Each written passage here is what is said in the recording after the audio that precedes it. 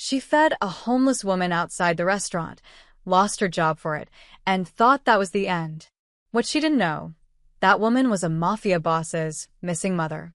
And he doesn't forget debts, especially ones paid in kindness. The rain hit the windows of Russo's like bullets. Clara Martinez wiped down table 7 for the third time, her feet screaming inside her worn sneakers. 9 hours into her shift, and the Friday night crowd showed no signs of thinning. Laughter bounced off the marble floors. Crystal glasses clinked. The smell of expensive wine and seared steaks filled the air. This was the kind of place where people spent more on one meal than Clara made in a week. She glanced at the clock, 10:47 p.m. Just over an hour until closing. Then she could go home, peel off these shoes, and collapse into bed. Tomorrow she'd do it all over again. That was life. That was survival in New York City when you were 26, alone, and one missed paycheck away from disaster. Clara, table 12 needs water.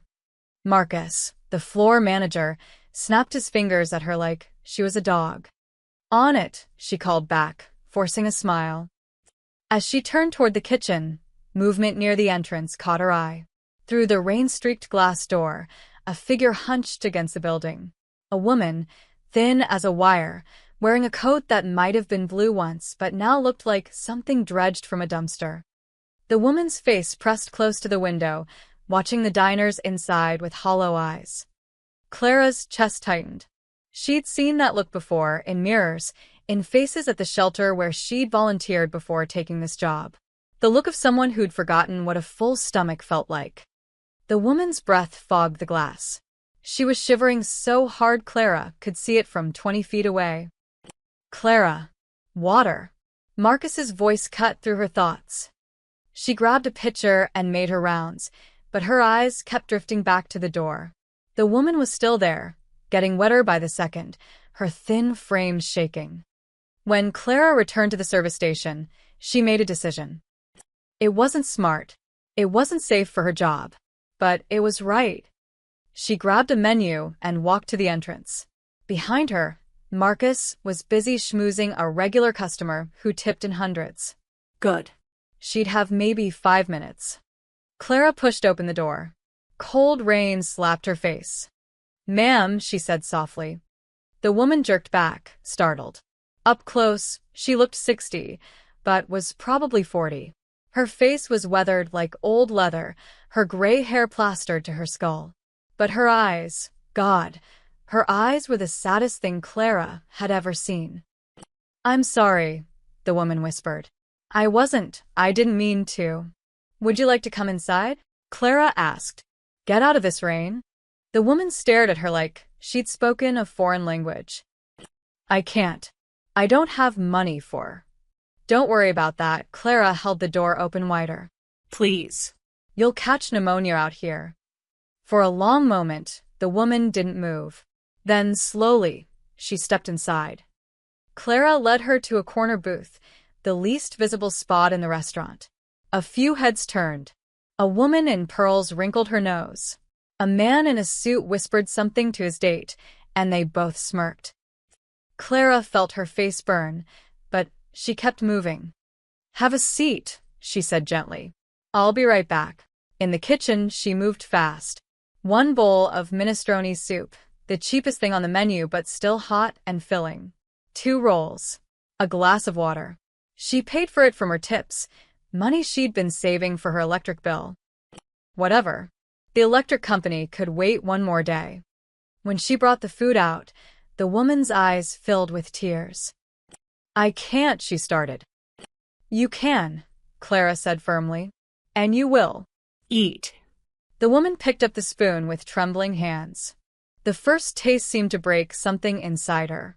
She started crying silently, tears running down her cheeks as she ate. Clara stood nearby, protective, ready to run interference if anyone complained. That's when she heard the footsteps. Sharp. Angry. Coming fast. "Martinez." Marcus's voice cracked through the dining room like a whip. Several conversations stopped. Heads turned. Clara's stomach dropped. Marcus stormed over, his face purple with rage. He looked at the homeless woman, then at Clara, then back at the woman like she was something he'd scraped off his shoe. "What the hell do you think you're doing?" he hissed. She was cold, Clara said quietly. You brought a homeless person into my restaurant." His voice rose. Other diners were definitely watching now. "Do you have any idea what this does to our image? What our customers think when they see?" "She's a human being," Clara interrupted. "She needed help. She needs to leave." Now Marcus grabbed the bowl of soup. The woman flinched, shrinking into herself.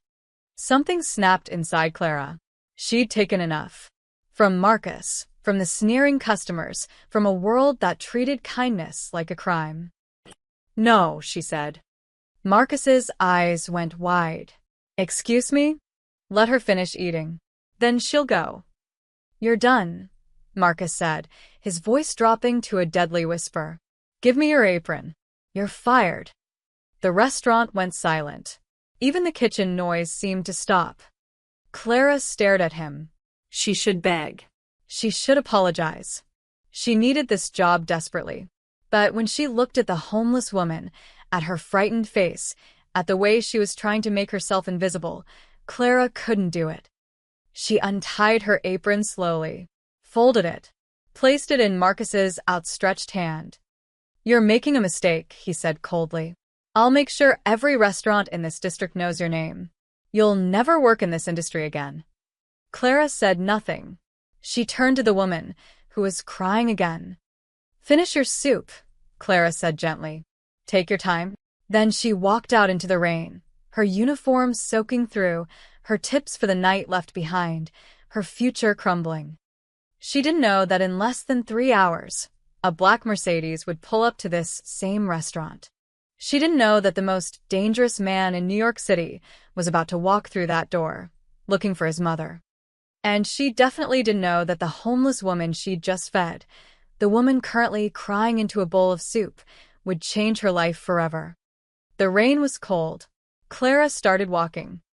Behind her, through the window, she could see Marcus already cleaning up the table, erasing any evidence that kindness had happened here tonight. But some things, once done, can't be undone. Some acts of grace set wheels in motion that no one can stop. Luca DeSantis didn't do panic. He'd stared down federal prosecutors, rival families, and the barrel of more guns than he could count. At 34, he controlled half the legitimate businesses in Lower Manhattan and all of the illegitimate ones. People crossed the street when they saw him coming. But tonight, driving through rain-soaked streets at midnight, his jaw was clenched tight enough to crack teeth. His mother was missing. Again. "Boss, we got something," Tony said from the passenger seat, phone pressed to his ear. "Vinny says a woman matching her description was spotted on Lexington, near that fancy place Russo's." Luca's hands tightened on the steering wheel. "When?" "Couple hours ago. Around 11-inch. 3 cars followed behind them, filled with his men. Excessive for most situations, but when it came to Maria DeSantis, Luca took no chances. She disappeared 8 months ago after their last fight, the worst one they'd ever had. He'd said things he regretted. She'd said she didn't want to be part of this life anymore. Then she'd vanished like smoke. He'd searched everywhere, put word on every street, called in favors from coast to coast. And nothing. His mother, who'd raised him alone after his father died, who'd worked 3 jobs to keep him fed, had chosen the streets over him. The guilt ate at him every single day. "Pull up here," Luca ordered, parking a block from Russo's. The rain had slowed to a drizzle. The restaurant's warm lights glowed like a beacon. He walked toward the entrance, his black coat and darker reputation clearing a path. His men fanned out, checking exits, watching corners. This was their world: control, observation, power. Marcus, the floor manager, was locking the front door when he saw them coming. His face went white. "Mr. DeSantis," he stammered, fumbling with his keys. "We're closed, but for you, of course." "I'm not here to eat." Luca's voice was cold and flat. "You had a homeless woman here tonight. Where is she? Marcus's eyes darted nervously. In this neighborhood, everyone knew who Luca was. Everyone knew you answered his questions quickly and honestly. There was. Yes, earlier. But she's gone now. Left hours ago. Tell me everything. Marcus licked his lips. She was outside, begging or something. One of my waitresses, ex-waitress now, brought her inside. Fed her. I handled the situation and terminated the employee immediately. We don't tolerate. The woman. Luca cut him off. What did she look like? Old. Gray hair. Dirty. Probably mentally ill, you know how they. What did she look like? Luca stepped closer. His voice didn't rise, but the temperature in the air seemed to drop 10 degrees. Marcus's throat bobbed. Thin. Maybe 5'4". Gray hair, kind of long. She had, I don't know, brown eyes? She didn't cause trouble. Just ate some soup and left. Brown eyes. 5'4". The right age. Luca's chest constricted. Which way did she go? I don't know. East, maybe? Look, Mr. DeSantis, I'm sorry if she was someone you. The waitress who fed her. Luca interrupted. What's her name? Marcus blinked, confused by the question. Clara Martinez. But I fired her. She violated our. Where does she live? I can't give out employee information. Luca just looked at him. Didn't say a word. Didn't move. Just looked. Marcus cracked in 5 seconds. I'll get her file. While they waited, Tony touched Luca's arm. Boss, we got 3 teams searching the area. If she's nearby, we'll find her. Luca nodded, but his mind was racing. His mother had been here. Hungry. Cold. Alone. While he'd been sitting in his penthouse drinking scotch, she'd been begging outside a restaurant window. The failure crushed him. Marcus returned with a personnel file, hands shaking as he handed it over. Luca flipped it open. Clara Martinez's photo stared back at him.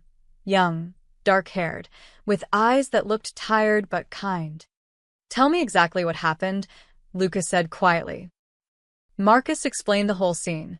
How Clara had brought the woman inside, fed her from her own tips, refused to send her away even when ordered, got fired protecting someone she didn't even know. She was stubborn about it, Marcus added, like this was a character flaw. Wouldn't listen to reason. Something shifted in Luca's chest. This stranger, this waitress struggling to survive in an expensive city, had shown his mother more kindness than he'd managed in 8 months. She'd sacrificed her job, her income, her future. For a woman everyone else had looked through like glass. The woman who was here, Luca said slowly. She's my mother. The blood drained from Marcus's face. I didn't. Mr. DeSantis, I had no idea. Of course you didn't, Luca's voice was soft, which somehow made it more terrifying. Because you didn't bother to see her as a person. Just a problem to remove. Sir, I was just maintaining standards. You fired someone for showing compassion. For feeding a hungry woman, Luca leaned in close. Do you understand what you've done? Marcus was sweating now despite the cold. I'll rehire her immediately. First thing tomorrow. You'll do nothing, Luca tucked Clara's file under his arm. In fact, you're going to have a very difficult month ahead. Health inspections. Tax audits. Supplier issues. Consider it a lesson in empathy. He turned to leave, then paused. And Marcus? If I find out you've contacted Clara Martinez or interfered with her in any way, we'll have a much longer conversation. Understood. Marcus nodded frantically. Outside, the rain had stopped. Luca stood on the sidewalk, looking at Clara's address. She lived in Queens, a small apartment in a neighborhood where doors had 3 locks and windows had bars. Tony, find my mother, he ordered. Use everyone. Every contact. I don't care what it costs. What about the waitress? Luca studied her photo again. Clara Martinez had no idea what she'd started. No idea that her simple act of kindness had tied her fate to the most dangerous family in New York. She'd saved his mother when he couldn't, fed her when she was starving, treated her with dignity when the world treated her like trash. That meant something in Luca's world. That meant everything. The waitress, he said quietly, just became family. The call came at 6:47 a.m. Luca hadn't slept. He'd spent the entire night coordinating search teams, reviewing security footage, checking every shelter and soup kitchen within a 10-mile radius. His penthouse apartment felt like a cage. "We found her," Tony said. "She's safe." Luca closed his eyes. "Where?" "St. Anthony's Church. She was sleeping in the basement. Father Rodriguez has been hiding her." Of course. His mother had always loved that church. Luca was there in 15 minutes. The safe house was a brownstone in Brooklyn that Luca kept for situations exactly like this. Quiet, secure, off the books. When he walked in, his mother was sitting at the kitchen table wearing clean clothes someone had bought her gray hair still damp from a shower.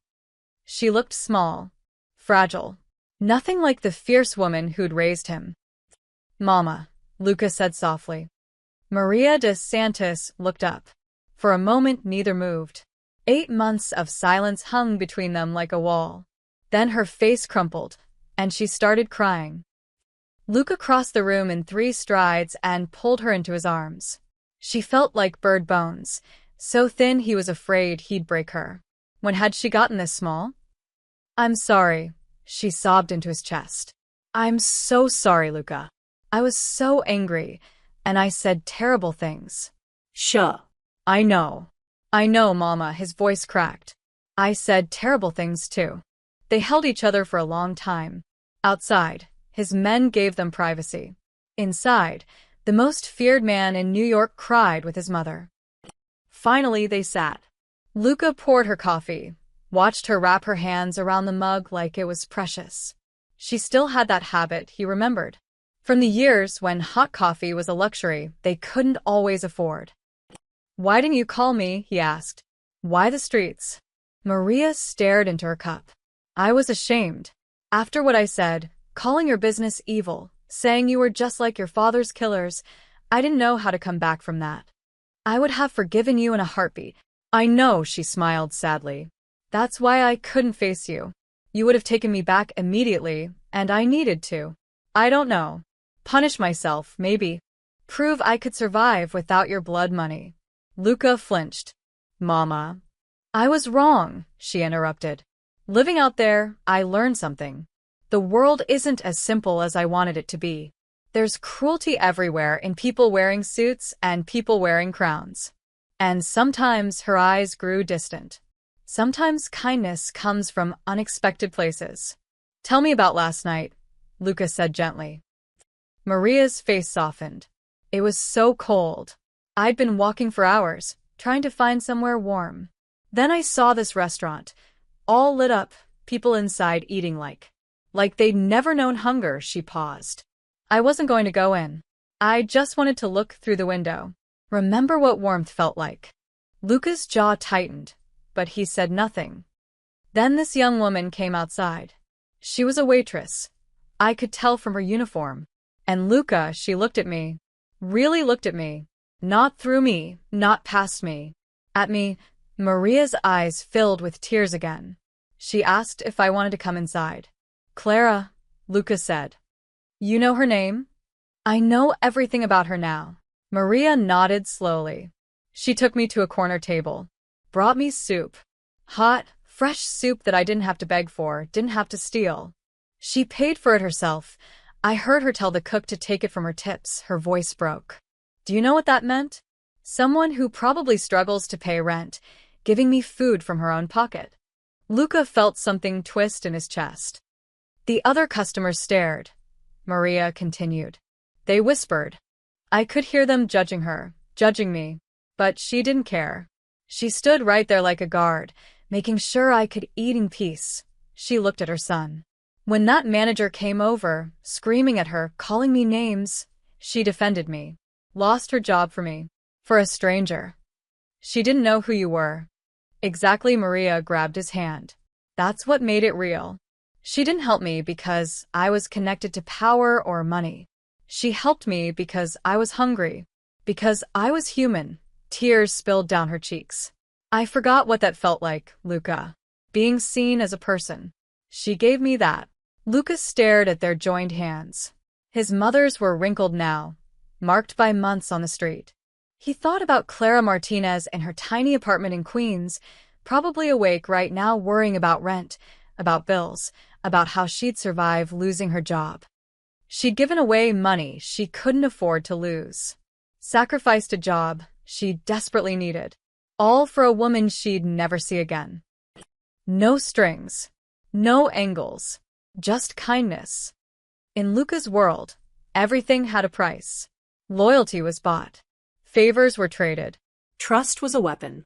But Clara had operated outside all of that.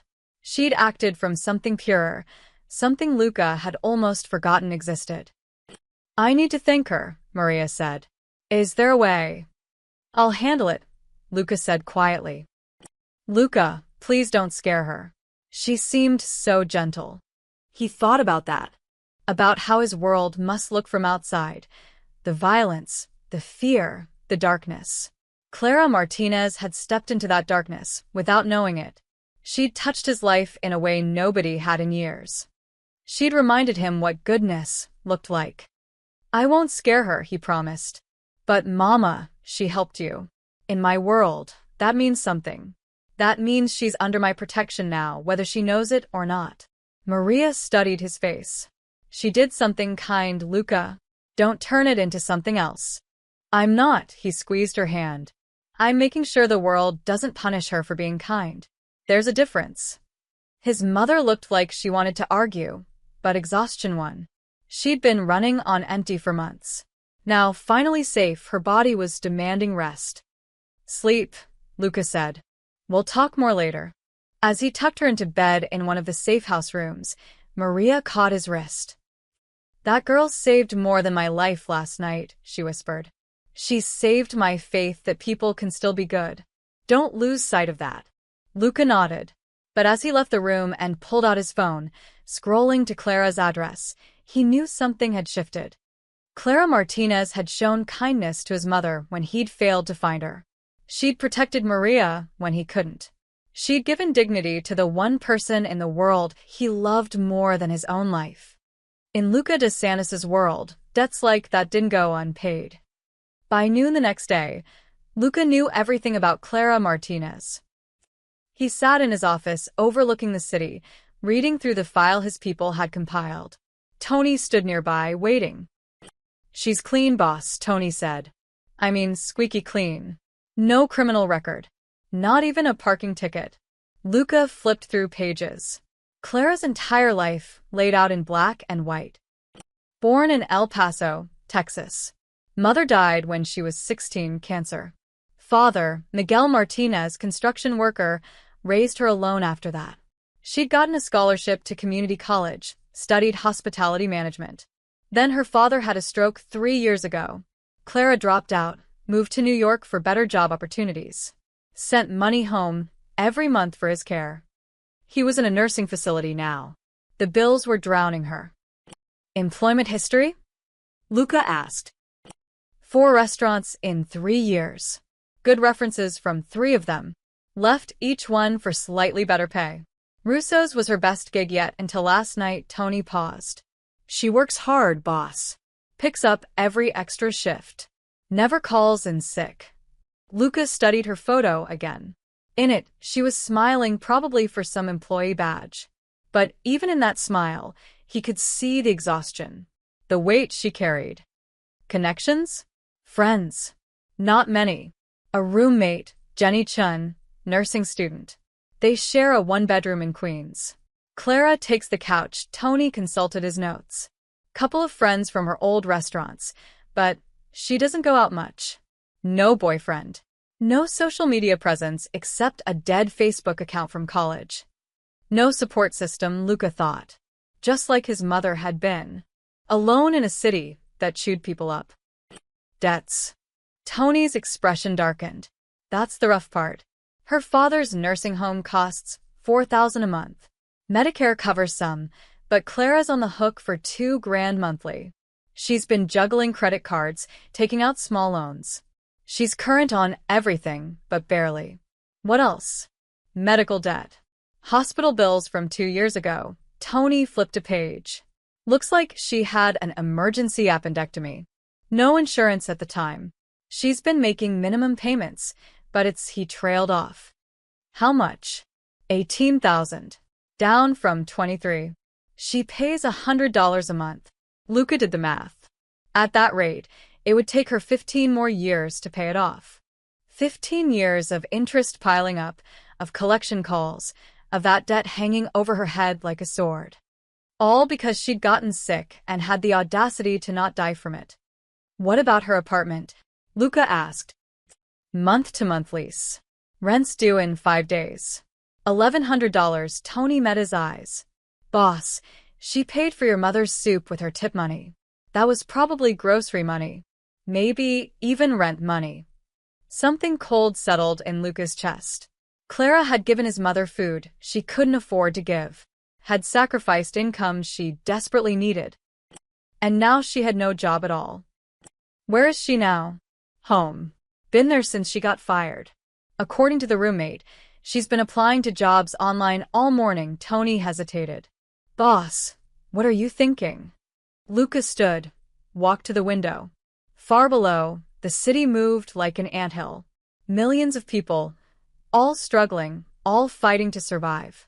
Most of them invisible to people like him. Clara Martinez had every reason to walk past his mother. She was broke, tired, barely hanging on herself. But she'd stopped. She'd cared. That meant something. The medical debt, Luca said quietly. I want it gone. How do you want to? Anonymously. Set up a payment through one of our shell companies. Make it look like, I don't know, a hospital billing error. A charity program. Something she'll believe. Tony nodded, making notes. And Tony? Make sure it's clean. No traces back to me. No strings attached. She doesn't need to know where it came from. Got it. What about her rent? Luca thought about that. Rent was trickier. Too obvious. Clara would ask questions. Not yet. Let's see how things play out. He turned back to the file. But I want someone watching her building. Discreet. If anyone gives her trouble, I want to know immediately. Already done. Polly's on it. Good. Luca flipped through more pages. Clara's college transcripts, straight A's until she dropped out. Letters of recommendation from professors. One called her extraordinarily compassionate and dedicated. Another said she had a gift for making people feel valued. His mother had felt valued last night, maybe for the first time in 8 months. What about her father? Luca asked. Miguel Martinez, 62. Partial paralysis from the stroke. He's at Sunrise Senior living in El Paso. Clara calls him every Sunday. Tony's voice softened. According to the nurse I talked to, he doesn't always remember who she is anymore. But she calls anyway. Luca closed the file. Clara Martinez was exactly what she appeared to be, a good person trapped in a bad situation. No angles. No schemes. Just a woman trying to keep her head above water while taking care of everyone else. In his world, people like that got eaten alive. Not this time. Set up the medical debt payment today, Luca ordered. And Tony, pull her employment records from Russo's. I want to see Marcus's official termination report. Planning something? Just being thorough. After Tony left, Luca sat alone with the file. He thought about his mother's words. She saved my faith that people can still be good. Don't lose sight of that. He wouldn't. But he also wouldn't let Clara suffer for her goodness. The world punished kindness enough already. His phone buzzed. A text from the hospital billing department contact. Payment processed. $18,000 paid in full to Clara Martinez's account. Sent notification letter citing Patient Assistance Fund. Luca allowed himself a small smile. It wasn't much. Wouldn't solve all her problems. But $18,000 of weight just lifted off her shoulders. She'd never know it came from him. That was fine. This wasn't about gratitude or recognition. It was about balance. About making sure that one act of kindness didn't cost her everything. He looked out at the city again. Somewhere out there, Clara Martinez was probably staring at rejection emails, wondering how she'd pay next month's rent, carrying the weight of her choices. Soon, she'd get a letter. One small piece of good news in a dark time. It wouldn't fix everything, but maybe, just maybe, it would remind her that kindness still mattered. That it wasn't always punished. Luca picked up his phone and called his accountant. There was more work to do. Clara's problems weren't solved yet. But they would be. He'd make sure of it. 3 days after getting fired, Clara got a letter from the hospital. She opened it expecting another payment reminder. Instead, she stared at words that didn't make sense. Patient Assistance Fund. Account paid in full. $000 balance. Her hands shook. $18,000. Gone. Just like that. Jenny, she called to her roommate. Did you see this? Jenny Chin looked over from her nursing textbooks. See what? My hospital debt. It says it's paid off. That's amazing. Did your dad's insurance? No. It doesn't make sense. Clara read the letter 3 times. Some fund she'd never heard of. A program that hadn't existed when she'd called last month asking about payment options. Maybe it's a mistake, Jenny said. Yet Clara folded the letter carefully. Maybe, but mistakes didn't usually favor people like her. Still, she wasn't about to question it. If some clerical error had wiped out her debt, she'd take it. God knew she needed the break. With one less weight on her shoulders, she threw herself into job hunting. She had rent due in 2 days, and her savings account had exactly $347 in it. The first restaurant called her in for an interview that same afternoon. Clara dressed in her best clothes, a black skirt and white blouse she saved for important occasions. The manager at Giuseppe's seemed nice enough. He looked at her resume, nodded approvingly. Your experience is solid, he said. We could use someone who knows fine dining. When can you start? Hope bloomed in Clara's chest. Immediately. Tomorrow if you need. Great. Let me just make a quick call to verify your last employment. He stepped into the back office. Clara waited, already imagining the relief of having income again. She'd make rent, send money to her dad, get back on track. The manager returned 5 minutes later. His entire demeanor had changed. I'm sorry, he said, not meeting her eyes. The position's been filled. But you just said. I was mistaken. We're not hiring after all, he handed back her resume. Good luck elsewhere. Clara walked out confused. That was strange. But maybe they really had just filled a position. She'd try somewhere else. The next restaurant rejected her application by email within an hour. The one after that told her over the phone that they didn't think she'd be a good fit. A fourth said they were hiring, then changed their mind when she gave them Russo's as a reference. By the end of the day, she'd applied to 7 places. 7 rejections. On day 2, she expanded her search. Diners, cafes, even fast food. Places that always needed servers, places that had hired her friends with no experience. Nothing. Previous employer gave a poor reference. One manager told her bluntly. Said you were unreliable. Caused disruptions. Clara felt ice in her veins. That's not true. I was fired for helping a customer. Look, I don't know the details. I just know what they told me, he shrugged. Sorry, kid. By day 3, Clara understood what was happening. Marcus had blacklisted her. She sat in her tiny apartment, laptop open, staring at another rejection email. Jenny was at clinical rotations.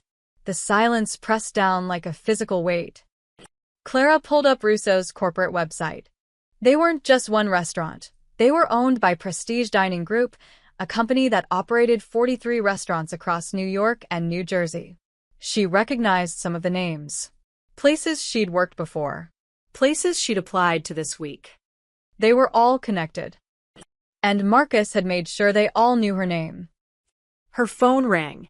For a moment, hope flickered. Maybe one of the applications. Ms. Martinez? This is Riverside Management regarding your rent. Her stomach dropped. It's not due until tomorrow. We're calling to remind you that late payments result in a $100 fee. And Ms. Martinez, given your recent employment change, we need to discuss your lease status. My lease is month to month.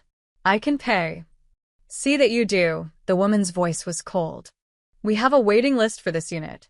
We'd hate to have to replace you. The call ended. Clara sat there, phone in hand, feeling the walls close in. She had enough for this month's rent. Barely. But next month? The month after? Her laptop dinged. Another rejection email. This one from a diner in Brooklyn where she'd had a good conversation with the owner. After further consideration, we've decided to pursue other candidates. Clara closed her laptop. She wanted to scream, To cry.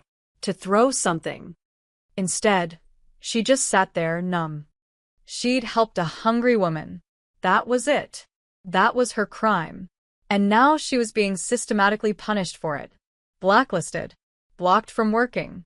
Branded as problematic. Was this how the world worked? Was this what happened when you tried to do the right thing? Her phone buzzed. A text from her dad's nursing home. Reminder. October payment due October 20th. Please confirm receipt of funds. 3 days away. $2,000 she didn't have. Clara put her head in her hands. For the first time since her mother died, she felt truly hopeless. She'd been poor before. Struggled before. But she'd always had options, always had something to fight toward. Now every door was slamming shut. And she couldn't even tell her father what was happening. On their Sunday calls, he barely remembered her name. How could she explain that she was failing him? Maybe it was a mistake, she whispered to the empty apartment. Maybe I should have just looked away. But even as she said it, she knew she couldn't have. That woman, that cold, scared, hungry woman had needed help. Clara couldn't have walked past her any more than she could have stopped breathing. She'd made her choice. And now she was paying for it. Clara stood, walked to the window. Outside, the city glittered with lights. Millions of people living their lives, chasing their dreams, fighting their battles. Most of them would never know her name, never know she existed. She was just another casualty in a city that had no mercy for the kind. Her phone buzzed again. Another rejection. She didn't even bother reading it. Rent was due tomorrow. Her father's payment in 3 days. And she had no job, no prospects, and no way out. Clara closed her eyes and tried to remember why she'd come to New York in the first place. What dream had she been chasing? It felt so long ago. So far away. Now all she had was debt, fear, and the bitter knowledge that kindness had a price. And she couldn't afford to pay it. The knock came at 8 p.m. Clara froze on the couch, laptop balanced on her knees. Jenny was at the hospital for night shift. Nobody visited them. Nobody even knew where they lived except the landlord and bill collectors. Another knock. Firmer this time. She crept to the door, looked through the peephole. A man stood in the hallway, tall, dark suit, expression blank. Behind him, she could see another man at the stairs. Who is it? She called. Ms. Martinez. My employer would like to speak with you. He's downstairs. Her heart hammered. About what? He'll explain. Please. It's important. Something in his tone, respectful but not threatening, made her crack the door, chain still on. I'm not going anywhere with strangers. The man nodded like he expected this. Mr. DeSantis thought you might say that. He asked me to tell you it's about the woman you helped 3 nights ago. At Russo's. Clara's breath caught. The homeless woman. How did anyone? He just wants to thank you, the man continued. 5 minutes of your time. That's all. DeSantis. The name tickled something in her memory. She'd heard it somewhere, whispered in restaurants, mentioned in news articles she'd scrolled past. Is this about getting fired? She asked. Because I didn't sue or anything. I'm not looking for trouble. No trouble. Just gratitude. The man's expression softened slightly. The woman you fed was his mother. Clara's mind reeled. His mother? That frail, scared woman was someone's mother. Someone who sent men in suits to track down waitresses. Someone powerful. I'll come down, she said finally. But I'm not getting in any cars. Fair enough. Clara grabbed her jacket, hands shaking. She followed the man downstairs, acutely aware of Mrs. Chun from 3B peeking through her door, of Mr. Rodriguez stopping on the stoop to stare. On the street, a black Mercedes idled at the curb. Neighbors stood on their stoops, pretending not to watch. This was a neighborhood where black Mercedes meant either weddings or trouble, and nobody was dressed for a wedding. The rear door opened. A man stepped out. Clara's first thought was that he looked younger than she expected. Mid-30s maybe, with dark hair and darker eyes. He wore an expensive coat and moved with the kind of confidence that came from never being told no. Her second thought was that he looked dangerous. Not in an obvious way. He wasn't glaring or posturing, but something about him. The way other people unconsciously stepped back, the way the very air seemed to shift, screamed power. Ms. Martinez, his voice was smooth, controlled. Thank you for coming down. I'm Luca DeSantis. He extended his hand. Clara shook it automatically. His grip was firm, but gentle. I understand my associate told you why I'm here, he continued. He said the woman I helped was your mother. She was. She is. Something flickered in his eyes. Pain, maybe. You showed her kindness when she needed it most. I wanted to thank you personally. Clara glanced around. Half her building was watching from windows now. You didn't have to come here. You could have called. Some things should be said face to face. Lucas studied her carefully. Do you know who I am, Ms. Martinez? She thought about lying, but something told her he'd see through it. I've heard the name. You're connected. A ghost of a smile. Connected is polite. Most people use different words. He gestured to the building stoop. May we sit? I promise this won't take long. Against her better judgment, Clara sat. Lucas settled beside her, close enough to talk quietly, but far enough to not feel threatening. His men fanned out, watching the street. My mother left home 8 months ago, Lucas said quietly. We had a fight. She said some things. I said some things. Then she disappeared. His jaw tightened. I looked everywhere. Used every resource I have. And I have considerable resources. Clara stayed quiet, sensing he needed to say this. I couldn't find her. My own mother, and I failed to protect her. He looked at Clara directly. But you, a stranger working a long shift, barely getting by, you saw her. You helped her. You gave her food from your own tips. You lost your job defending her. How do you know?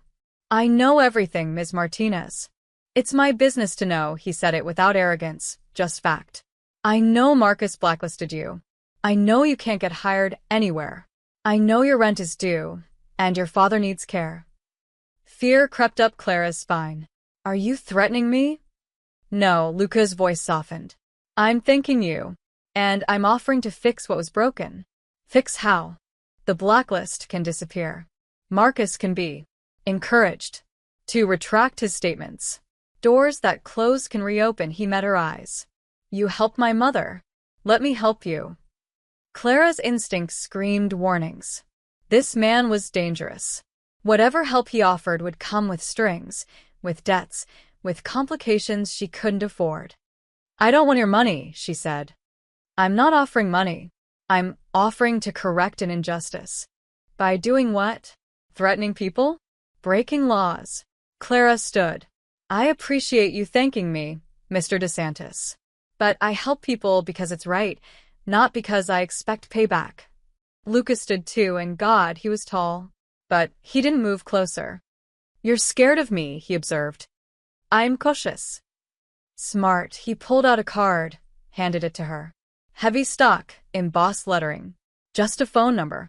I'm not asking you to accept anything tonight. But if you need help, real help, call that number. Clara took the card, not sure why. I can handle my own problems. I'm sure you can. You seem very capable. Something warm entered his expression. But sometimes capable people need help too. There's no shame in that. He started toward his car, then paused. My mother asked about you. She wanted me to tell you she's safe now. Warm. Federal. Because of you. Clara's throat tightened.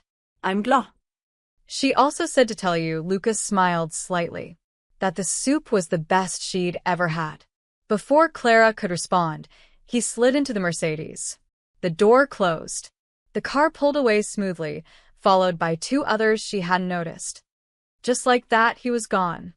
Clara stood on the sidewalk, card in hand, aware of eyes on her from every window. Tomorrow, everyone would be talking. Mrs. Chun would ask questions. Mr. Rodriguez would speculate. The whole building would know that a man like Luca DeSantis had come for her. She looked at the card.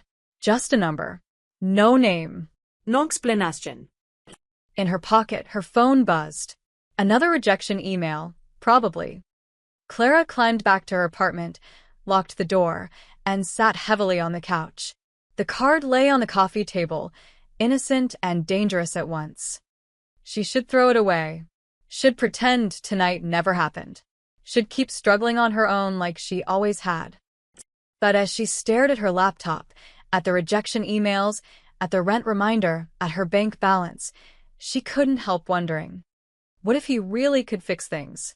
What would that cost her? And more importantly, was she desperate enough to find out? Marcus Webb loved his job.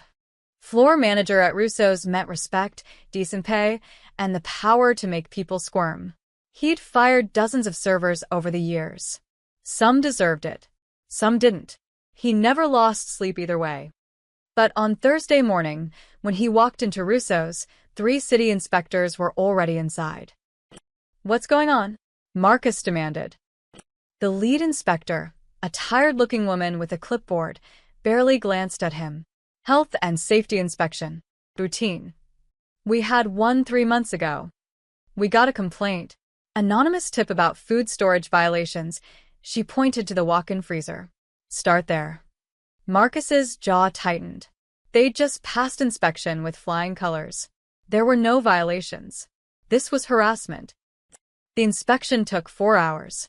They found everything: a freezer running half a degree too warm, expired permits that were actually current but filed under old paperwork, a grease trap that needed cleaning 2 weeks earlier than scheduled. Violations Marcus knew weren't really violations, just technical nonsense that could be weaponized. "We're shutting you down for 48 hours, the inspector said, "until these issues are corrected." "That's insane. It's Friday. We have reservations for 200 people tonight." She handed him citations. "Should have maintained your equipment." Marcus called his district manager, who called his boss, who called corporate. Within an hour, lawyers were involved. The violations mysteriously held up under scrutiny. Every technicality was ironclad. Russo's closed for the weekend. Marcus spent Saturday dealing with angry customers and corporate executives who blamed him for everything. Sunday brought a new problem. Their meat supplier, the same company they'd used for 8 years, didn't deliver. "What do you mean you can't deliver?" Marcus shouted into his phone. "System shows your account's been flagged," the supplier said. "Payment issues." "We don't have payment issues. We pay on time, every time." "I'm just reading what the system says. You'll need to sort it with accounting." Marcus called accounting. They couldn't find any flags. Called the supplier back. Now suddenly their warehouse was having inventory issues. He switched to their backup supplier. Same story. Then the third option. By Monday, Marcus realized something was wrong. Not accident wrong. Deliberately wrong. Tuesday brought the auditor. IRS. Marcus stared at the badge. There must be a mistake. Prestige Dining Group is being audited for tax irregularities, the woman said calmly. "We need access to your financial records. All of them." Marcus wasn't in charge of taxes, that was corporate, but he had to facilitate, which meant opening books, providing receipts, explaining every transaction from the past 3 years. He called his boss, Jerry Chun, the regional director. "What the hell is happening?" Marcus demanded. "I don't know." Jerry sounded panicked. The auditor said someone sent anonymous documents to the IRS. Bank records. Expense reports. Things that should have been private. What kind of documents? The kind that show we've been creative. With our tax strategies, Jerry's voice dropped. Marcus, this is bad. Really bad. If they find what I think they'll find, we're looking at fines. Maybe criminal charges. Marcus felt sweat bead on his forehead. I didn't do anything wrong. Yeah, well, you're the public face of our flagship restaurant. Guess who they're going to talk to first? The line went dead. Over the next 3 days, everything fell apart. Supply chains stayed broken. City inspectors showed up again, fire marshal this time, then building safety. Each visit found tiny violations that somehow required major fixes. Russo's could only open for limited hours. Customers complained. Online reviews tanked. Corporate started asking questions about Marcus's management. And through it all, Marcus felt eyes watching him. Nothing obvious. Just a sense that someone, somewhere, was orchestrating this. On Thursday, exactly 1 week after firing Clara, Marcus got a call from an unknown number. Hello. Silence. Then a man's voice, calm and cold. You blacklisted someone you shouldn't have.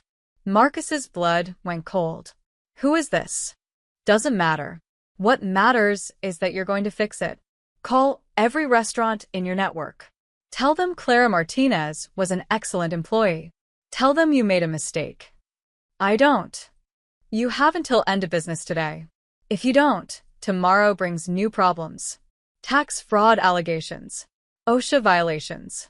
Maybe even immigration audits on your kitchen staff. I'm sure everyone's documentation is perfect, right?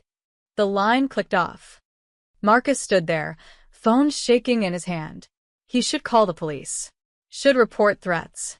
But something told him that wouldn't help. Something told him that whoever was calling had the power to make good on every threat.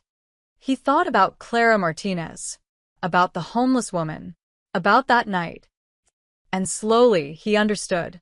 By 3 p.m., Marcus had called 15 restaurants. His pride choked him with every word, but he made the calls. Clara Martinez. Excellent worker. Mistake on my part.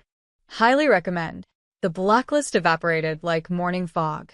Meanwhile, across town, Clara was making lunch when her phone rang. Giuseppe's. The restaurant that rejected her on day 1. Ms. Martinez? This is Giuseppe's. We had a position open up. Would you be interested in interviewing? Clara blinked. You said you weren't hiring. Scheduling changed. Can you come in tomorrow? Before she could answer, another call beeped through. The diner in Brooklyn. By evening, Clara had received 6 calls. 6 restaurants suddenly interested. Some apologetic. We reviewed your application again, others straightforward. We have an opening after all. She sat on her couch, staring at her phone in disbelief. This didn't just happen. Restaurants didn't call back rejected applicants. Not in this city. Not unless. Her eyes drifted to the card on the coffee table. The one she'd been trying to ignore for 3 days. Luca De Santis. No, she whispered. He didn't. But of course he had. The timing was too perfect. The sudden reversals, too convenient. He'd done something. Fixed things, like he'd promised. And she hadn't even called him. Clara picked up the card, turned it over in her hands. Part of her felt relief. She could work again, could pay rent, could breathe. But another part felt something darker. Debt. She didn't ask for this. Didn't want to owe a man like Luca De Santis. But wanting didn't matter. He'd acted, and now consequences would follow. In his world, everything had a price. Clara just didn't know what hers would be yet. Her phone rang again. Another restaurant. Another opportunity. She answered with shaking hands, accepting the interview, playing the grateful job seeker. But inside, she felt the threads tightening, felt the web expanding around her. Luca had said he wasn't asking for anything, but men like him didn't give without expecting something in return. The question wasn't if he'd collect. It was when. Clara took the job at Giuseppe's. It wasn't her first choice. The pay was slightly less than Russo's, but they'd called first, and she needed income immediately. 3 days of training, then she was back on the floor, carrying plates and forcing smiles. It felt good to work again. Normal. Like maybe her life was getting back on track. She was wrong. The first sign came on her second shift. A man at table 6 kept watching her. Not the usual creepy customer stare, this was different. Calculated. Like he was memorizing her movements. When she brought his check, he smiled. "You're new here. Started this week," Clara said politely. "Giuseppe's is lucky to have you," he handed her a credit card. "I heard you came from Russo's." Clara's instincts prickled. "That's right." Shame what happened there. All those inspections, supply problems.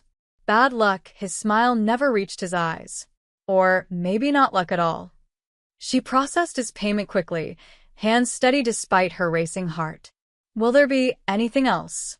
Just a thought, he pocketed his receipt. Sometimes when powerful people take interest in someone, it attracts attention. "You should be careful, Ms. Martinez." He left before she could respond. Clara stood frozen, his words echoing.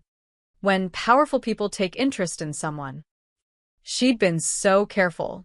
Kept her head down, worked her shifts, avoided talking about Luca or that night. But somehow, people knew anyway. The city had eyes, and they were watching her. 2 days later, it happened. Clara was walking home from the subway, half a block from her building, when a sleek gray car pulled alongside her. Not aggressive, just keeping pace. The passenger window rolled down. A man leaned out, mid-40s, expensive suit, perfect hair. He looked like a banker or lawyer. Respectable. Dangerous. "Ms. Martinez? I'd like to speak with you." Clara kept walking. "Not interested. Just 5 minutes. I promise it's worth your time." I said no. The car stopped. The man got out, moving to block her path. Up close, she could see he wasn't alone. A driver waited in the car, watching. "My name is Vincent Rossi," he said smoothly. "I represent certain business interests in the city. I'd like to offer you a position." Clara's heart hammered. "I have a job. A better position. With better pay. $20 an hour to start. Full benefits. Flexible schedule." His smile was practiced, perfect. "All you need to do is answer a few questions from time to time." Questions about what? About your friend, Mr. DeSantis. There it was. The real offer. The trap. Clara stepped back. "He's not my friend. I don't know him." "That's not what we heard." Vincent moved closer. Not threatening but persistent. "We know he came to your building. Know he fixed your employment problems. Know he's taken a special interest in you." He paused. "We're just curious why." "There is no why. I helped someone. He thanked me. That's it." "If that's true, then you have nothing to lose by talking to us." Vincent pulled out a business card. "We're not asking you to do anything dangerous. Just keep your eyes open. Share what you observe. In return, we offer protection." "Protection from what?" "From complications." His eyes hardened slightly. "From becoming collateral damage in games you don't understand. The DeSantis family has enemies, Ms. Martinez. People who might think you're valuable. People who might try to use you." Clara's mouth went dry. "Are you threatening me?" "I'm offering you a choice." He held out the card. "Work with us willingly, or wait until circumstances force your hand. Either way, you're already involved. The question is which side you choose." Clara looked at the card, looked at Vincent's cold smile, looked at the driver in the car, watching with dead eyes. Every instinct screamed danger. "No," she said firmly. "I'm not choosing any side. I'm a waitress. That's all. I don't know anything about Mr. DeSantis, and I don't want to." "That's unfortunate." Vincent pocketed the card. "You should reconsider. The DeSantis protection only extends so far. And Luca," he smiled. "Luca gets bored easily. Today you're interesting. Tomorrow, you'll be forgotten. Then he'll watch out for you." He got back in the car. It pulled away smoothly, leaving Clara shaking on the sidewalk. She ran the last block home, locked her door, and collapsed against it. This was insane. She'd fed a homeless woman soup. That was it. One act of kindness, and now strange men were following her, offering money for information, talking about protection and enemies. Her phone buzzed. Unknown number. Clara almost didn't answer, but something made her pick up. Ms. Martinez, a different voice this time. Calm, professional. This is Tony Greco. I work for Mr. DeSantis. Her breath caught. How did you? Someone approached you 10 minutes ago. Vincent Rossi. We need to know exactly what he said. Clara felt her skin crawl. They'd been watching. The whole time, someone had been watching. How do you know that? We keep an eye on people important to Mr. DeSantis. Tony's tone suggested this was obvious. Did Rossi threaten you? He offered me a job. Wanted information about Luca. What did you tell him? Nothing. I told him no. I told him I don't know anything. Clara's voice rose. I didn't ask for any of this. I know. Tony's voice softened slightly. You're doing fine. But Ms. Martinez, you need to understand something. The Rossi family and Mr. DeSantis have history. Bad history. If they approached you, it means they think you matter to him. But I don't. Perception is reality in this world. They think you're connected. That makes you a target. He paused. Mr. DeSantis wants to meet with you again. Tomorrow evening. He'll explain everything. I don't want to meet. I want to be left alone. That's not an option anymore. Tony's voice held genuine regret. You're already involved. Meeting with Mr. DeSantis is the safest thing you can do right now. He can protect you from the Rossis. I don't want his protection. I don't want any of this. Then you should have walked past his mother that night. Tony said it gently, but the words hit like a slap. I'm sorry, Ms. Martinez. I really am. But you made a choice. Now you have to live with where it led.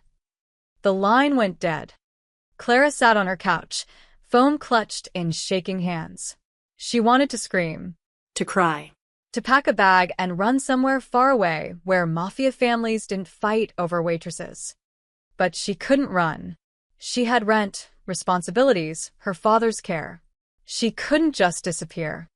And worse, she realized with growing horror, they'd find her anyway. Men like Luca and Vincent had resources. Connections. They could find anyone anywhere. There was no running from this. She'd opened a door that night at Russo's. Fed a hungry woman. Shown simple human kindness. And that door had led to a world she couldn't escape. Clara looked at her reflection in the dark window. She looked the same as always, tired, young, ordinary. But she wasn't ordinary anymore. She was connected. Watched. Valuable. And tomorrow, she'd have to face Luca DeSantis again and figure out what the hell that meant. Clara didn't meet with Luca the next evening. She worked a double shift instead, hoping that staying in public, staying visible, would keep her safe. When her shift ended at 11 p.m., Jenny offered to pick her up. Hai fine, Clara lid. Subways faster. She regretted it the moment she stepped off the train. Her street was darker than usual, 2 streetlights out, shadows pooling between buildings. The bodega on the corner had closed early. Even the usual cluster of teenagers hanging out on the stoop was absent. Wrong. Something felt wrong. Clara walked faster, keys already in her hand, pepper spray in the other. Her building was 3 blocks away. She could make it. Just keep moving. Footsteps echoed behind her. She didn't turn, didn't slow down, but her heart started hammering. The footsteps matched her pace. Clara turned the corner onto her street. Almost there. 1 more block. A car engine started ahead of her. The same gray sedan from yesterday pulled out, blocking the sidewalk. 2 men got out. Clara spun around. The footsteps behind her materialized into 2 more men, cutting off her escape. Trapped. Ms. Martinez, Vincent Rossi stepped from the sedan, hands in his pockets, looking relaxed. I thought we could continue our conversation. Clara's hand tightened on her pepper spray. Stay back. I'm not going to hurt you, Vincent smiled, but his men moved closer, forming a loose circle. We just want to talk. Somewhere private. We can talk right here. I don't think you understand the situation. His smile faded. Mr. DeSantis isn't here to save you. His men aren't watching tonight. Right now, it's just us. Clara's blood turned to ice. They'd planned this. Waited until she was alone. Vulnerable. What do you want? She asked, trying to keep her voice steady. Get in the car. You're going to call Mr. DeSantis and deliver a message for us. No. It's not a request, Vincent nodded to his men. They moved closer. Clara raised the pepper spray. I swear to God, if you touch me. One of the men grabbed her wrist, twisting. The pepper spray clattered to the ground. Another man caught her other arm. She tried to scream, but a hand clamped over her mouth. Terror flooded through her. This was real. This was actually happening. They started dragging her toward the car. Clara fought, kicked, struggled, tried to bite the hand over her mouth, but they were too strong. Then headlights. A black SUV came around the corner fast, tires squealing. It slammed to a stop 10 feet away. Doors flew open. 4 men poured out. Clara recognized one, the man who'd come to her apartment, Tony. Let her go. Tony's voice was dead calm. Now. Vincent's men hesitated. The hand on Clara's mouth loosened slightly. This doesn't concern you, Vincent said, but his confidence was cracking. Everything concerning Ms. Martinez concerns us. Tony stepped forward. His men flanked him, and Clara noticed they all had guns. Not drawn, but visible. You're on DeSantis territory. You're touching someone under DeSantis protection. You've got about 5 seconds to let her go before this gets ugly. You're outnumbered, Vincent tried. No, Tony smiled, and it was the coldest thing Clara had ever seen. We're just the first wave. As if on cue, another car pulled up behind the SUV. Then another. 6 more men emerged. Vincent's expression shifted from confident to calculating. He was doing math, Clara realized. Weighing odds. Deciding if she was worth a war. Release her, he ordered his men. The hands dropped. Clara stumbled forward, and Tony caught her arm, pulling her behind him. You made a mistake tonight, Tony said quietly. Mr. DeSantis is going to hear about this. All of it. She's not his wife. Not his family. Vincent backed toward his car. She's nobody. She's somebody to him. That makes her off limits. Tony's voice dropped to something dangerous. Touch her again, and there won't be a negotiation. There won't be a sit-down. There'll just be consequences. Vincent's jaw clenched, but he got in his car. His men followed. The sedan pulled away, followed by the other vehicles. The moment they were gone, Clara's legs gave out. Tony caught her before she hit the ground. I've got you. You're okay. You're safe. They were going to. Clara couldn't finish. Her whole body was shaking. But they didn't.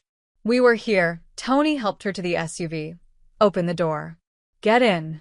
We're taking you somewhere secure. My apartment isn't safe tonight. Maybe not for a while. He looked at her with something like pity. Ms. Martinez, do you understand now? This isn't going away. The Rossis know your face. They know where you live. They'll try again. Clara's mind reeled. Why? What do they want from me? Leverage against Mr. DeSantis. They think if they control you, they control him. Tony's expression was grim. They're not entirely wrong. But I don't mean anything to him. I fed his mother once. That's it. Doesn't matter what you mean. Matters what they think you mean. Tony climbed in beside her. The SUV started moving. And after tonight, after he hears they tried to take you, you're going to mean a lot more. Clara put her head in her hands. This couldn't be happening. This couldn't be her life. But it was. The bruises forming on her wrists proved it. The fear still coursing through her veins proved it. She'd walked past that homeless woman. She'd be home right now watching TV with Jenny. Safe. Free. Instead, she'd shown kindness. And kindness had led here, to being grabbed on dark streets, to becoming a pawn in someone else's war. Where are you taking me? She asked quietly.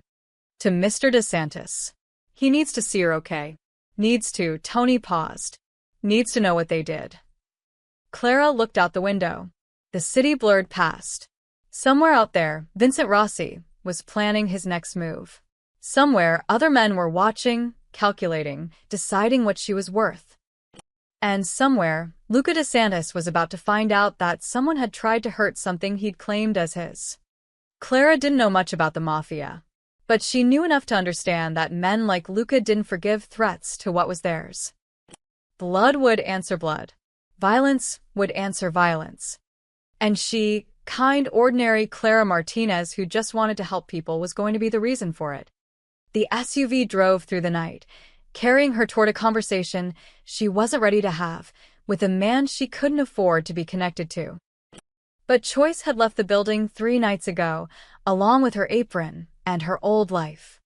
Now there was only survival, only protection, only Luca, whether she wanted it or not. The safe house was quiet when they arrived. Clara was led to a small sitting room with comfortable furniture and warm lighting. Nothing like the cold, stark space she'd imagined. Tony brought her tea she didn't drink, then left her alone.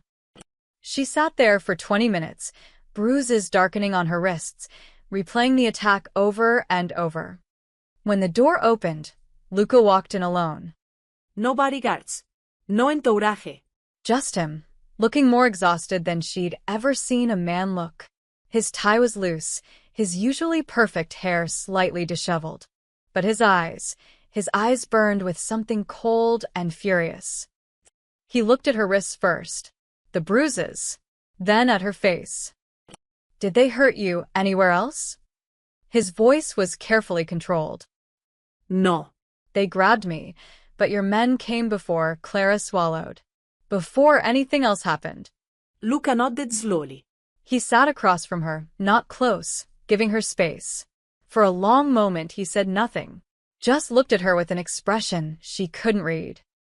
I'm sorry, he finally said. Clara hadn't expected that. For what? For putting you in danger. For not anticipating that the Rossis would move this quickly. His jaw tightened. For being the reason you're sitting here with bruises instead of safe in your home. It's not your fault. It is. Luca leaned forward, elbows on his knees. The moment I walked into that restaurant looking for my mother, the moment I learned what you did for her, I made you visible. I put a spotlight on you without your permission. And tonight, you paid the price. Clara wrapped her arms around herself. What happens now? Now I make sure it never happens again. Something dark crossed his face. The Rossis will understand that touching you means war. They'll back off. And then what? I spend the rest of my life with bodyguards?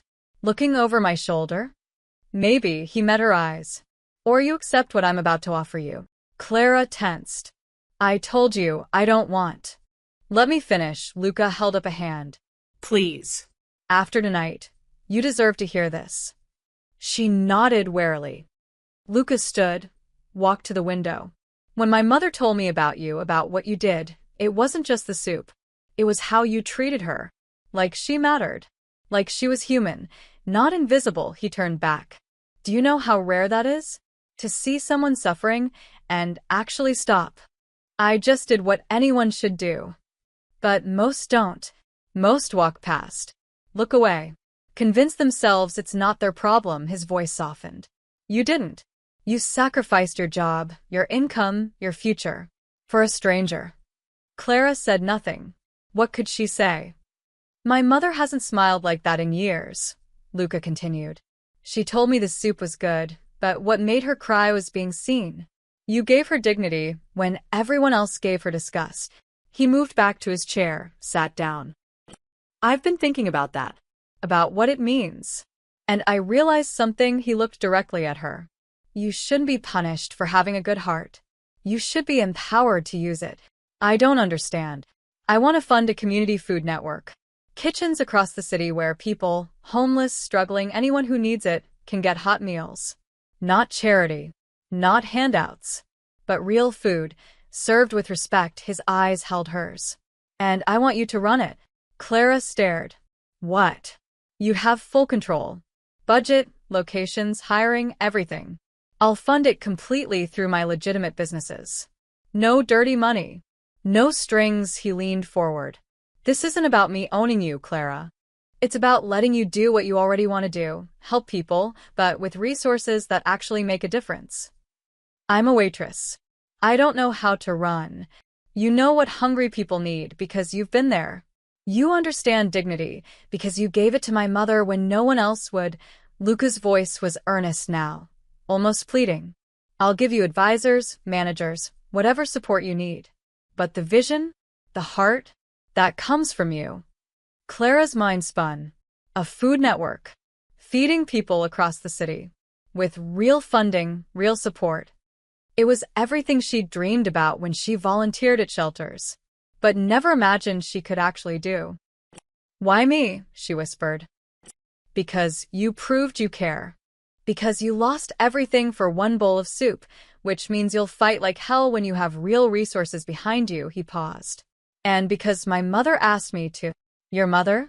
She's staying with me now. Safe. Federal. She told me that what you gave her, that moment of kindness, saved more than her body.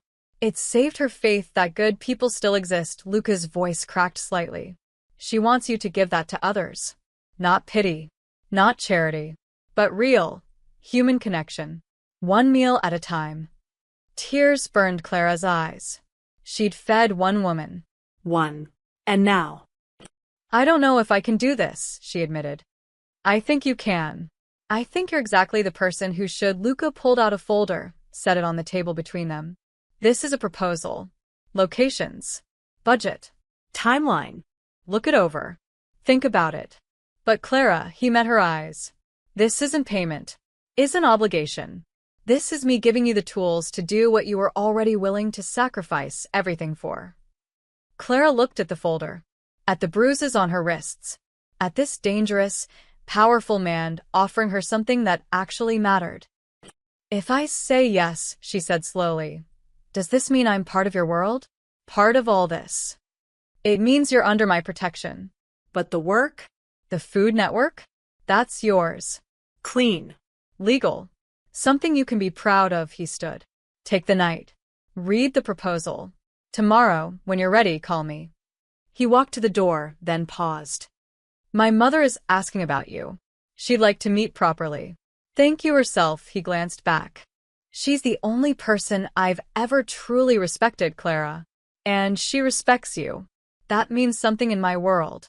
It means everything. After he left, Clara sat alone with the folder. Her hands shook as she opened it. Inside were plans for 5 kitchens across the city. Budgets that made her gasp. Hundreds of thousands of dollars. Architectural drawings. Staffing proposals. A mission statement written in someone else's hand, but somehow capturing exactly what she would have said. To feed the hungry with dignity. To see the invisible. To remind people they matter. Clara closed her eyes. She thought about that cold night. About the woman shivering outside the window. About the choice that had led her here. She'd lost her job that night. Lost her safety. Nearly lost her freedom. But maybe, just maybe, she'd found something bigger. A purpose. A way to turn one act of kindness into thousands. If she was brave enough to take it. Clara spent 5 days thinking about it. 5 days reading and rereading the proposal. 5 days lying awake at night, imagining the kitchens, the people they could feed, the difference they could make. 5 days talking herself into it, then out of it, then back in again. She was a waitress. A dropout. Someone who could barely keep her own life together. How could she run something this big? But every time she decided to say no, she remembered that woman's face. The gratitude in her eyes. The way eating that soup had made her cry. If Clara could do that for one person, what could she do for hundreds? Thousands? On the 6th day, someone knocked on her apartment door. Clara checked the peephole, then froze. Maria DeSantis stood in her hallway alone, wearing a simple blue dress and looking nothing like the woman from that rainy night. She'd gained weight. Her hair was clean and styled. But her eyes, those same sad, kind eyes, were unmistakable. Clara opened the door. MRS. DeSantis. Please call me Maria, the older woman smiled. May I come in? Clara stepped aside, suddenly embarrassed by the tiny apartment, the couch she slept on, the dishes in the sink. But Maria didn't seem to notice. She looked around with the appreciation of someone who'd slept on streets. "You have a lovely home," Maria said. "Small, but full of warmth." "I can tell." They sat. Clara made coffee, her hands nervous. "I wanted to see you," Maria said. "To thank you properly." Face to face, she reached out, took Clara's hand. "What you did for me that night, you didn't have to. You had every reason not to. I couldn't just leave you there. Most people do." Most people did. Maria's eyes glistened. "I was invisible, Clara. For 8 months I lived on those streets, and I was invisible. People looked through me like I was glass. Like I didn't exist. I'm sorry that happened to you." "Don't be sorry. Be proud." Maria squeezed her hand. "Because you saw me. You gave me soup, yes. But more than that, you gave me proof that kindness still exists. That people can still care about strangers." Clara felt tears building. "I lost my job." "I know. And I'm sorrier about that than I can say." Maria paused. "But Luca told me about his offer. The Food Network." "I don't know if I can do it," Clara admitted. "I'm not qualified. I've never run anything. What if I fail?" Maria laughed softly. "Do you know what qualified me to raise my son alone after his father died? Nothing. I was 23, broke, terrified. But I did it anyway because he needed me to." She looked at Clara intently. "You're not being asked to be perfect. You're being asked to care. And you've already proven you know how to do that. But this is different. This is big. Important. Then make it even bigger." Maria's voice grew stronger. "You gave me soup. Now, I want you to give hope to others. Thousands of others. People like I was, cold, hungry, forgotten. You can remind them they matter." Clara wiped her eyes. "What if I mess it up? Then you'll fix it. That's what people like us do. We survive. We adapt. We keep going." Maria smiled. "Besides, you won't be alone. Luca will support you. I'll support you. You'll have teams, resources, everything you need." "Why does he care this much?" "It was just soup." "It was never just soup." Maria's voice softened. "It was dignity when I had none. It was proof that my life still had value. And for my son, who spent 8 months searching for me, who blamed himself for losing me, it was proof that good people still exist in this hard world." She paused. "You saved my life, Clara. Maybe not medically, but in every way that matters. Let us help you save others." Clara looked at this woman who'd been through hell and come out stronger, who'd lost everything and found her way back, who was asking no, encouraging her to take this impossible leap. "You really think I can do this?" Clara whispered. "I know you can, because you already did it for me, with nothing but kindness and courage." Maria stood, pulled Clara up with her. "The question isn't whether you can, it's whether you will." Clara called Luca that afternoon. "I'll do it," she said. "I'll run the Food Network." She heard him exhale. "You won't regret this." "I already regret it. But I'm doing it anyway." He laughed, and it was the most genuine sound she'd ever heard from him. That's the right attitude. The next 2 weeks were a whirlwind. Luca's team descended like a professional army. Lawyers, accountants, real estate agents, all working to make the Food Network real. But they didn't take over, they supported. Every decision came to Clara first. Location for the first kitchen? Clara chose East Harlem, where need was greatest. Menu options? Clara insisted on real food, pot roast, fresh vegetables, homemade bread. Nothing institutional. Nothing that screamed charity. "This is for people who deserve better," she told the architect. "Make it welcoming. Warm. Like someone's kitchen, not a cafeteria." She interviewed staff personally. Cooks, servers, coordinators. She looked for people who understood what it meant to struggle, who wouldn't judge, who could see past circumstances to the humans underneath. "I was homeless once," one applicant admitted. "Is that a problem?" "It's why you're perfect," Clara said, and hired her on the spot. Through it all, Clara stayed herself. She refused the fancy office Luca offered, working instead from a small space in the first kitchen. She wore jeans and comfortable shoes, not suits. She learned names. Every person who walked through those doors got greeted by name if they'd been there before. Maria visited often, offering advice, sharing meals with guests. She and Clara formed a bond that surprised them both. Two women from different worlds, connected by one cold night and a bowl of soup. "You're doing beautifully," Maria said one afternoon, watching Clara serve lunch. "Better than I imagined." Clara smiled, tired but happy. "I'm learning. Making mistakes. That's called growth." Maria touched her arm. "I'm proud of you." Those words meant more than any praise from Luca's executives. More than the glowing media coverage starting to appear. More than the budget spreadsheets showing they were under cost. Clara was doing this. Actually doing it. Feeding people. Giving them dignity. Making a difference. She was still scared. Still uncertain. Still waiting for the moment she'd fail spectacularly. But for now, for these precious moments when hungry people sat down to hot meals and genuine smiles, she was exactly where she needed to be. Doing exactly what she was meant to do. One bowl of soup at a time. The morning of the grand opening, Clara couldn't eat. She stood in front of her mirror, adjusting the simple blue dress Maria had helped her pick out. Nothing flashy. Nothing expensive. Just professional enough for the cameras, but still her. "You look perfect," Jenny said from the doorway. "I can't believe this is happening." Clara couldn't either. 3 weeks ago, she'd been fired for feeding a homeless woman. Today, she was opening the first location of Hope Kitchen, a food network that would eventually span the entire city. Outside the East Harlem location, the street was already packed. News vans lined the block. Reporters tested microphones. Neighbors crowded the sidewalk, curious and excited. Someone had strung up lights. Someone else had brought flowers. The building itself looked beautiful. Warm brick exterior, large windows showing the gleaming kitchen inside. A hand-painted sign above the door.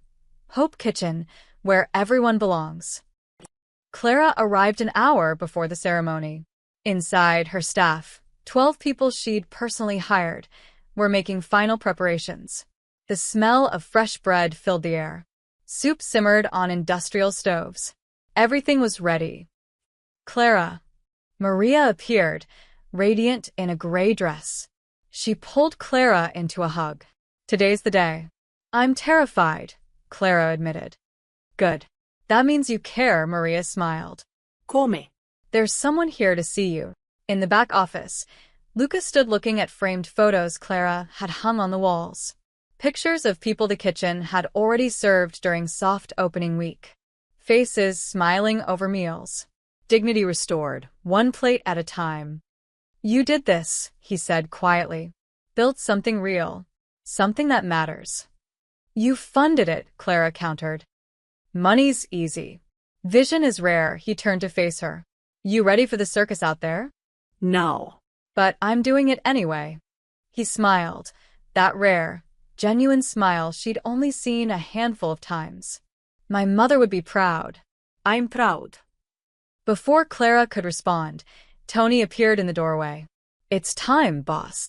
The ceremony was held on the sidewalk. A small stage had been erected, a red ribbon stretched across the entrance. Clara stood between Luca and Maria, facing a sea of cameras and curious faces. The crowd was bigger than she'd imagined. Neighbors, press, local politicians. But also, Clara's throat tightened, people she recognized. Homeless individuals from the neighborhood. People who'd eaten at Hope Kitchen during test runs. They stood in the back, watching. For them, she reminded herself. This is for them. A city councilwoman spoke first, talking about community initiatives and public-private partnerships. Words that meant little to Clara, but seemed to satisfy the cameras. Then Luca stepped to the microphone. The crowd quieted immediately. Even people who didn't know his face knew his presence. He commanded attention the way the sun commanded the sky, inevitable, undeniable. 3 weeks ago, Luca began, his voice carrying easily. Someone in this city did something simple. Something that should be ordinary, but has become extraordinary. She fed a hungry woman, gave her soup and bread, and, most importantly, dignity. He paused, looking at Clara.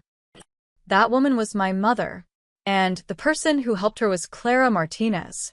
Cameras flashed. Reporters leaned forward. This was news. Luca DeSantis, known businessman with rumored connections, publicly acknowledging a personal story. Clara didn't know who my mother was. Didn't know helping her would cost Clara her job, her income, her safety. Luca's voice hardened slightly. She helped because it was right. Because someone was suffering and she couldn't look away. He gestured to the building behind them. Hope Kitchen exists because of that moment. Because Clara proved that kindness still matters in the city. That seeing people, really seeing them, can change everything. He looked directly at Clara. She's not just the director of this network. She's family. And this kitchen represents what family should be, a place where nobody is invisible. Where everyone deserves a seat at the table. The crowd applauded. Maria was crying. Clara felt her own tears threatening. Luca stepped back, offering Clara the microphone. She took it with shaking hands, looked out at all those faces, at the cameras that would broadcast this across the city, at the homeless individuals in the back who'd come to see if this place was real. I'm just a waitress, she said simply. I don't have fancy speeches prepared. But I know what it's like to struggle. To worry about rent and bills, and whether you'll make it another month, she swallowed. And I know what it feels like to be invisible. Her eyes found Maria, who nodded encouragement. Hope Kitchen isn't charity. It's community. Everyone who walks through these doors will be treated with respect. Fed with care. Seen as human beings who matter. Clara's voice grew stronger. Because that's what we all deserve. That's what that woman deserved 3 weeks ago, when I gave her soup. That's what everyone deserves, every single day. She looked back at the building, at her staff visible through the windows, ready to serve. So come eat with us. Talk with us. Be part of something that says we still care about each other in this city. Clara smiled through tears. One meal at a time. The applause was thunderous. Maria handed Clara the scissors. Together, Clara, Luca, and Maria, they cut the ribbon. It fell away, and the doors opened. People flooded inside. Reporters followed, cameras rolling. But Clara noticed the homeless individuals entering last, hesitant, checking if this was really for them. She walked over personally. Welcome to Hope Kitchen, she said to an older man she recognized from the neighborhood. Would you like lunch? His eyes filled with tears. Really? Really? Come on. As she led him inside, as her staff began serving meals, as reporters interviewed Maria, as Luca watched from the corner with something like pride, Clara felt it. She'd been fired for feeding one woman, lost everything for one bowl of soup. But that soup had led here, to this moment, to this place where hundreds would be fed, where dignity would be served alongside every meal, where kindness had built something that would outlast them all. Clara looked at Maria across the crowded kitchen. The older woman smiled, mouthed thank you. No, Clara thought. Thank you. For being cold that night. For being brave enough to accept help. For leading me here. She turned to serve another plate, another person, another moment of connection. One bowl of soup had changed everything. And it was only the beginning.